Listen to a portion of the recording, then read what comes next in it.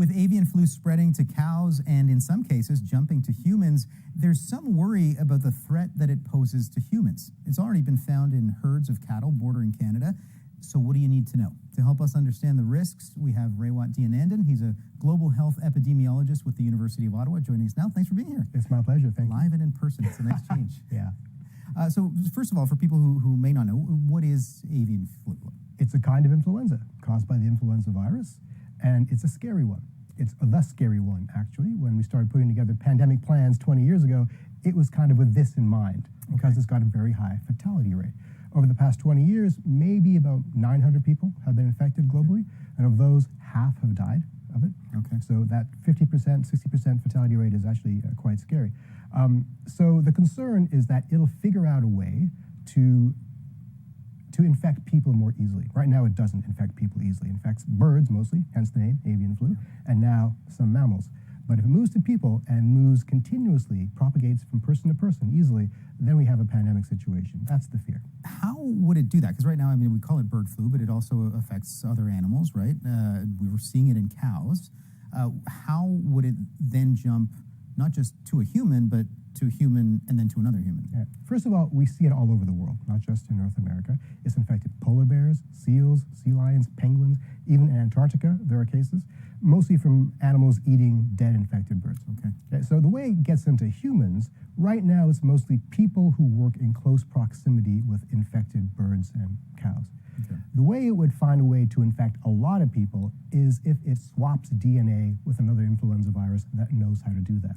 And the nightmare scenario would be if this disease infects a pig, because pigs are easily infected by both avian flu and human flus. Okay. So imagine a pig gets this and it gets a human flu. Now they kind of compare notes, right? And hey, DNA exchange of some sort. Yeah, that's how it works. And the avian flu then learns how to move fluidly from person to person. So we want to keep it out of pigs if at all possible.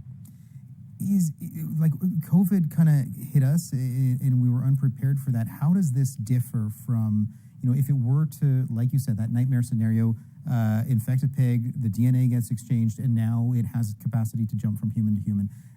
How prepared are we for something like that? Yeah, there's good news and bad news. The bad news is it is a scary disease, high fatality rate. The good news is that it's not COVID in the sense that it's new. It's not new. We've known about it for at least 20 years. We've been studying it for 20 years. We have a vaccine. There's vaccines stockpiled in the U.S., for example, for their citizens.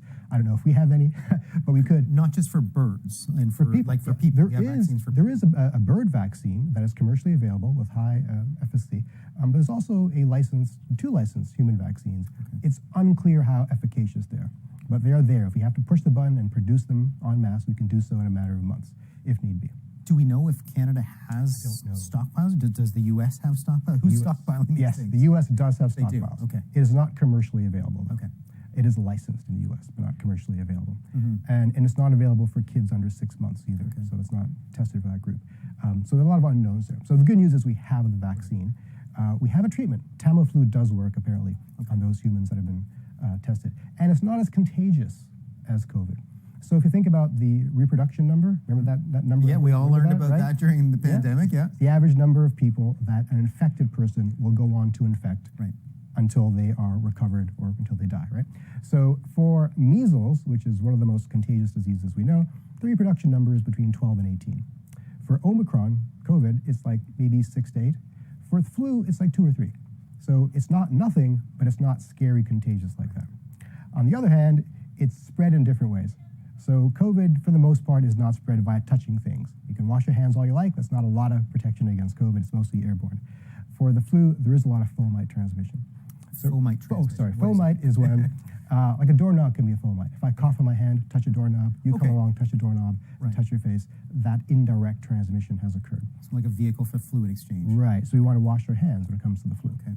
Right, so there are different methods of transmission and different levels of contagiousness, different methods of prevention, and so forth. So there's good news and bad news built in there.